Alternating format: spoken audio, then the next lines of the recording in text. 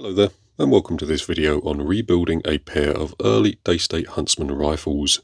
In our previous video, we took two fully functioning and working rifles and broke them down into individual components.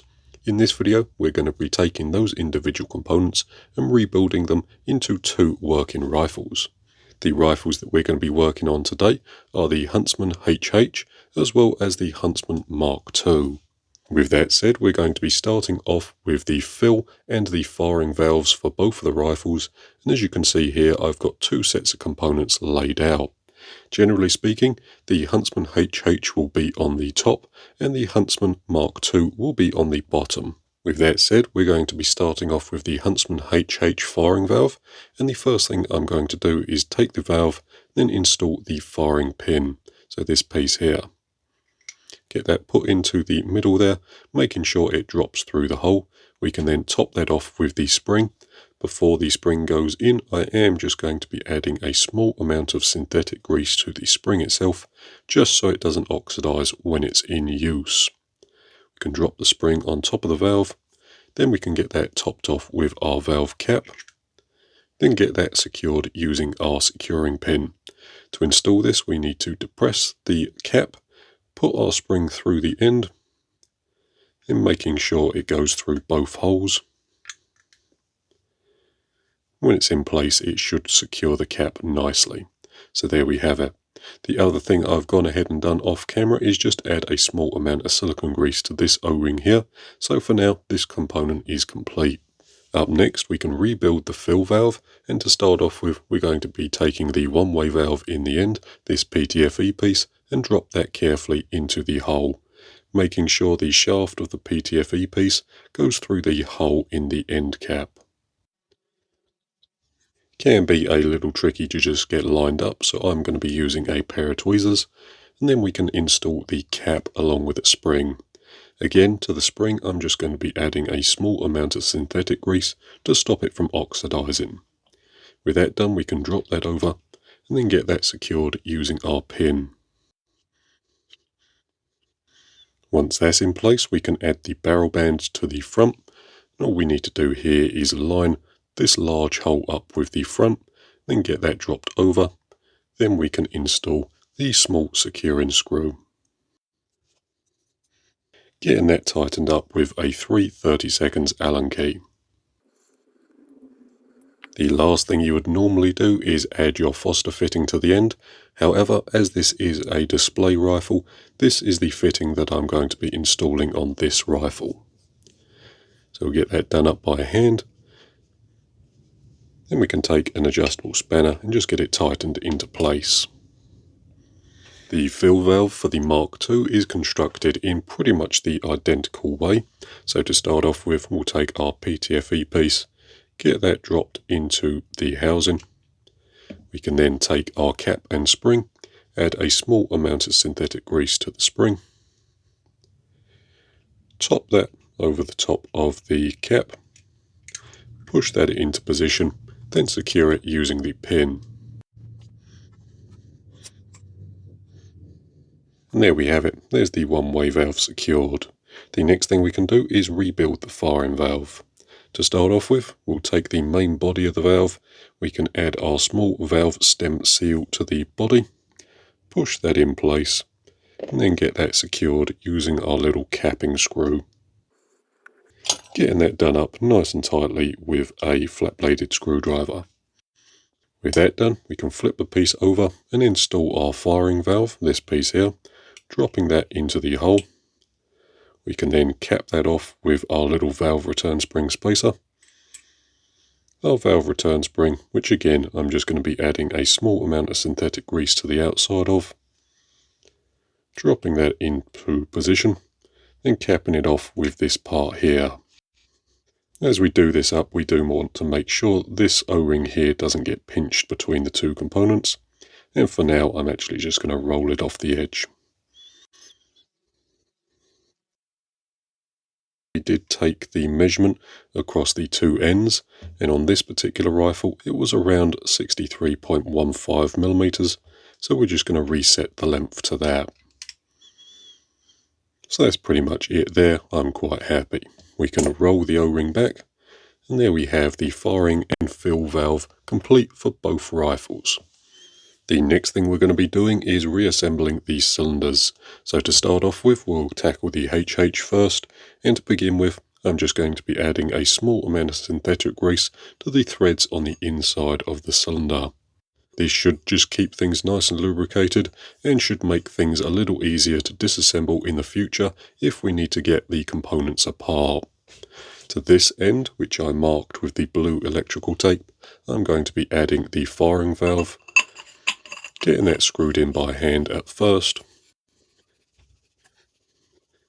and then tightened up using our punch. The other thing I'll mention is that I did pre-grease the O-ring before that went in. And on the brass fill valve, we can do the same thing. I am just going to add a little more silicone grease to this O-ring at the front. Then we can add a little bit of synthetic grease to these threads. Then we can get the component installed.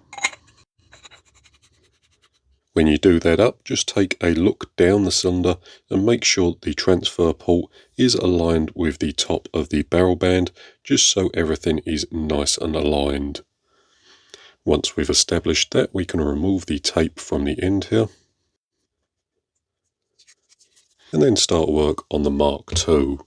The Mark II is slightly different in that we need to push the valve through the body of the rifle. And before this goes in, I am going to be adding a generous amount of silicone grease to this O-ring around the outside. With that done, we can push the valve through. I like to go in through the back. What we need to do is align the transfer port hole up with this hole in the tube, and we're going to be pushing that through nice and carefully. As this goes through, you want to help the O-ring past any sharp edges, just making sure it doesn't get pinched or anything like that. Pushing it through nice and carefully until we get things aligned. The valve pin should be towards the rear of the cylinder. The transfer port should be aligned with this hole, and then once that's all done, we can cap the other end off with our end piece. We can get that nice and tight by installing two 4mm pins, putting an Allen key or something similar across the pins, then tightening the end piece up. With that done, we have a couple more things we need to install. First thing we're going to do is take our securing pin, get that pushed through the side of the rifle, then gently tapped into position,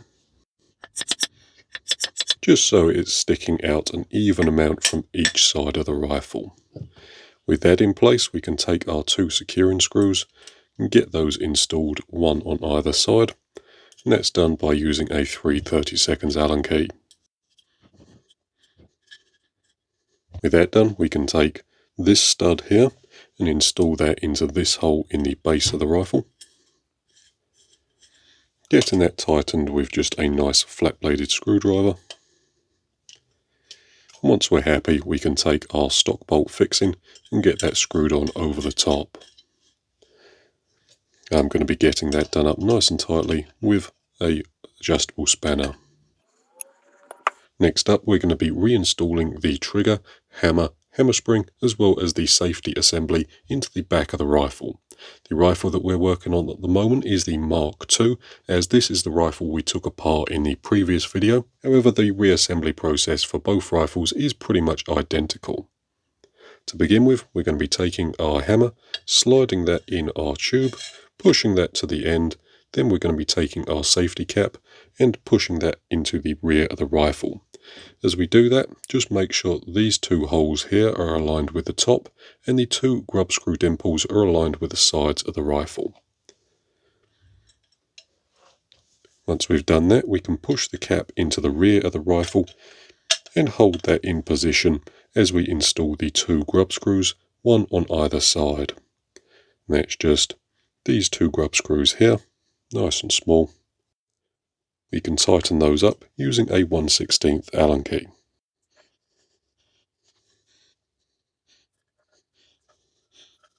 With that done, the next thing I'm going to do is reassemble the trigger. Now the trigger for both these rifles is identical, so the reassembly process would be the same on this rifle as it is on the Huntsman HH. To start off with, we're going to be taking our sears, adding a small amount of lithium grease to the sides of the sears. Just a small amount will do us. Then we can get those installed. This one is the first sear, and this hole here needs to line up with this hole in the side of the block. So we're going to be pushing that into position and securing that using one of our pins here.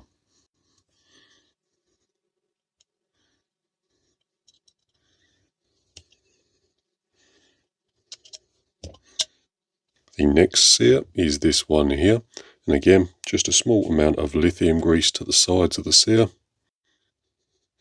And this second sear needs to be aligned just like this, with this hole aligned with hole number 2 in the block.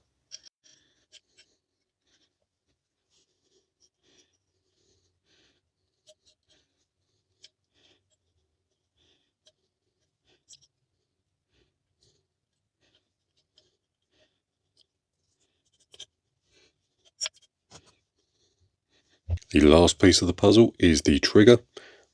We're going to be adding a small amount of grease to the sides of it. Then we can get this hole lined up with the last hole in the rear here. And there we have it. The last thing we can do is reassemble the safety. And to begin with, what we're going to be doing is adding a small amount of lithium grease to this back plate here. Just a small amount will do us. What I'm going to do then is take my screw and my safety plate and get those two pieces installed into the back here, making sure to line up the safety plate with the small step in the screw itself. In this position here, it should rotate freely. The next thing we can do is add our small ball bearing to the spring detent, so just this part here. What I'm going to be doing is just adding a small amount of lithium grease to the top of the spring, putting my ball over the top. Then what I can do from this angle is use a small flat bladed screwdriver to push the ball bearing into the hole and then spin the safety plate around on top of it, just like that.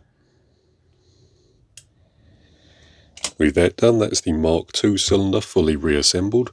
We can bring back over the Huntsman HH. The only thing I need to do before we get this back section installed onto the cylinder is add the small grub screw in the side here, and that's done by using a 1/16 Allen key. With that in, we can take the back section, add our hammer and hammer spring to the back of it, make sure the hammer spring gets seated within the back of the safety, just like so. Then we can get that screwed onto the cylinder. Making sure as we do that, these two holes line up with the two holes in the transfer port area.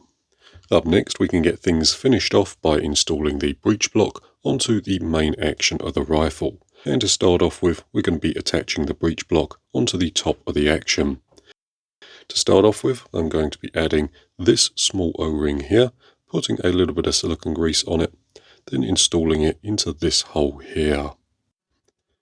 With that done, we can take our breech block, and the first thing we're going to do is insert our barrel through the barrel band, making sure things line up nicely. Then we can drop the breech block onto the action and make sure all the holes line up. Once we have that, we can install the two flat-headed screws at the back and also the two cap-headed screws at the front, so just these two here. The cap-headed screws can be done up with a 3/32 Allen key, although we're not going to be doing them up tight just yet, so we'll get them done up until they touch, then back them off 1/4 of a turn. We'll get those tightened up very shortly. The back two can be tightened using a flat-bladed screwdriver. And we can go ahead and get those done up nice and tight. With the back ones tight, we can now come to the front and get the two front ones done up tightly as well. With that done, the next thing we can do is add the small grub screw to the very front of the barrel band, and that's just this slotted grub screw here. So we'll install that. Then get that done up with a nice small flat-bladed screwdriver. Whilst we're at the muzzle end, we will also attach our thread adapter, so just this piece here, and that can just be threaded into place. The last thing we can do on this rifle is add the pellet probe, so just this piece here. All we need to do with this is add a small amount of moly grease to the outside of the probe. If you didn't have access to moly grease, you could also use a light lithium grease. But I have moly available, so that's the grease I'm using. With the probe greased, we can install that into the rear of the block. Get the hole lined up with the side of the block. Then we can install our cocking dog, this piece here. If you are worried about the cocking dog coming loose while the rifle is in use, you could also add a small amount of blue Loctite to this, although as this is a display rifle, I'm not going to be worrying about that for this particular rifle. With that done, we can test that the rifle works, so the bolt retracts, the rifle cocks, and then if we pull the trigger, nothing should happen with the safety on. As soon as we flick the safety off, the rifle fires. Right then, onto the Mark II, we're going to be doing the same thing, installing the breech block onto the main action. This is done in a slightly different order though. The first thing we need to do is install the bolt into the breech block, and then we can get that attached to the top of the rifle.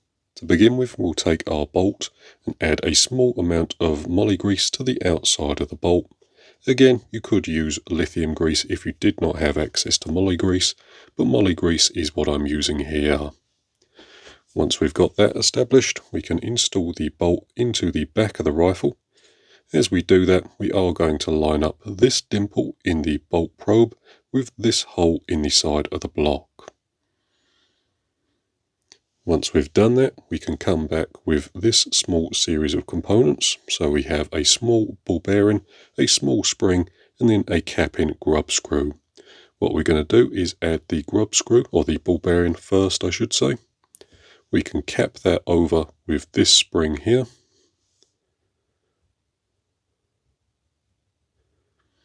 And then installing the grub screw will secure everything in place. The grub screw can be installed using a 16th Allen key. And we aren't going to be doing this up tight. We're just going to be doing it until we feel a small amount of resistance on the probe itself. So about there feels good to me. If you were worried about the grub screw coming loose after a little bit of time, you could also add a small amount of blue Loctite to the thread itself, and that would stop the grub screw from widening itself out. This is only a demonstration rifle though, so I'm quite happy to leave it as is. The next thing we can add is our cocking dog, so this piece here. This piece just goes in the side of the probe, in that hole there, and we can get that tightened up nicely using a flat-bladed screwdriver. Again, if this was something that you were using every day, you'd probably want to put a small amount of blue Loctite on the threads to stop the cocking dog from coming loose. But there we have it, there's the top block complete. The next thing we're going to do is take our transfer port piece, this piece here, and add a small amount of silicone grease to both of the O-rings.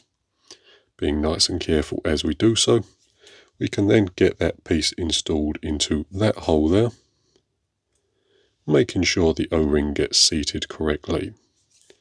Once we have that done, we can take our breech bolt, put that over the top, and then line everything up, pushing that into position.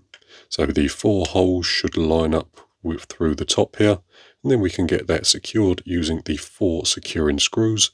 The 2 long ones go at the rear of the action, the 2 short ones go towards the front. Again, what I like to do first is install all 4 screws and get them started, then we can come back with our 3/32 Allen key and get everything done up nice and tightly.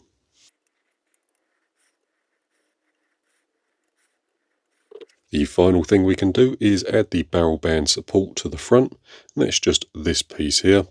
We can slide that over the barrel and over the cylinder. Then get that secured using the 3 securing screws, getting those done up nice and tightly with a 1/16 Allen key.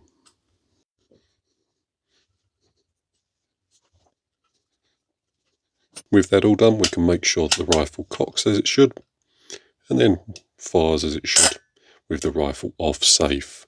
So that feels good to me, everything is working as it should. The last thing we can do is get the actions back in their stocks, and that's nice and easy to do. All we do is line up the actions with their stock, push the stock over the top, then get the stock bolt secured using a 3/16 Allen key. And there we have it. There's both rifles fully rebuilt and ready to be gassed up and then tested over the chronograph to make sure that they're achieving the power that we would like. With that all said and done, that's pretty much going to do it for this particular video. So thank you very much for watching. I hope it's been interesting or useful, and we'll see you in the next one.